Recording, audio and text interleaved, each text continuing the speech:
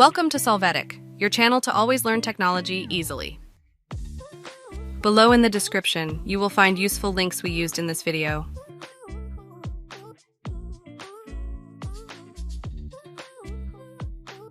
Today in Solvetic, we will see how to reduce transparency of image in Word. Let's access the document. You can see the text and image. Here, select the image, then from the Picture Format menu, click on Wrap Text, and there you will choose the option Behind Text.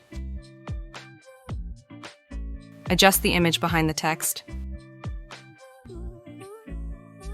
When doing so, right-click on the image and select the Format Picture option.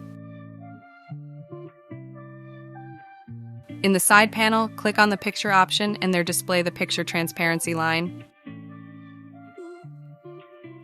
Now, in Transparency, you can move the slider to the desired percentage for transparency.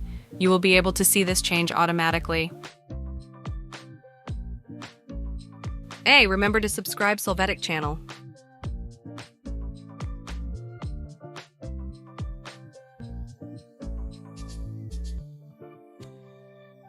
We hope it has been helpful for you.